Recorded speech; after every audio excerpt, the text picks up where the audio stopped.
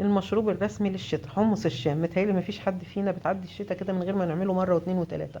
أحلى حاجة تدفي وتدي طاقة كده في البرد اللي احنا فيه ده هي كوباية حمص. ويا سلام بقى لو عملتي معاه حبة دقة كده حلوين من دقة الحمص اللي بيعملهم الراجل بتاع العربية بتاع الحمص الشامي اللي في الشارع، هنعملها مع بعض. أنا عندي هنا إيه، ربع كيلو من الحمص.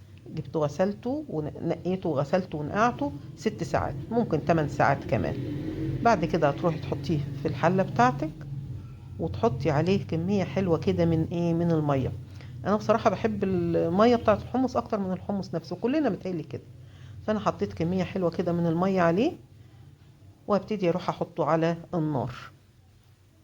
بعد كده بجهز بقى ايه الخلطة بتاعته. انا عندي هنا حبيتين طماطم متوسطين، عندي بصلاية متوسطة، عندي قرن فلفل لو احمر هيبقى احلى، عندي فصين ايه من التوم. هجيب الخلاط بتاعي وابتدي ايه اضرب الحاجات دي مع بعضيها. بس انعمهم جدا علشان ما يبقاش فيه تفل كده في الميه.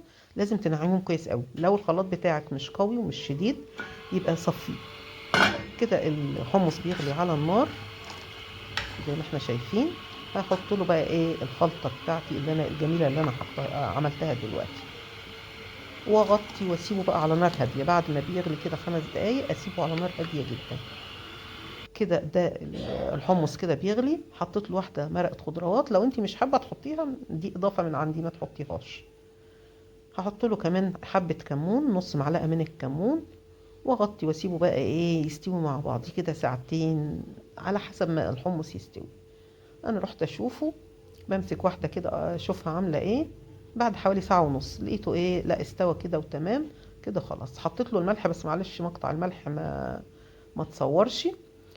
ادي كده ايه ده الحمص. نبتدي نعمل له بقى الايه شوية الدقة. بولة عندي فيها فصين توم مفرومين كويس. هحط عليها فنجان من هنا لقيت بذرة، فنجان من الليمون، فلقيت بذرة في الليمون بخرجها، عصير ليمون. هحط كمان فنجان من الخل. وهحط كمان ايه حبة شطة بقى، دي على حسب انت بتحبي الشطة بتاعتك ازاي. الشطة دي انا طحناها في البيت فعارفة ان هي قوية يعني. حطيت حبة شطة. واخد بقى من مية الحمص واحط عليها. حابة تحطي بابريكا تديكي لون احمر اكتر حطي، بس انا لقيت اللون كده كويس مرضتش احط. اتمنى بقى ان هو يعجبكم، واشوفكم في فيديو قريب ان شاء الله.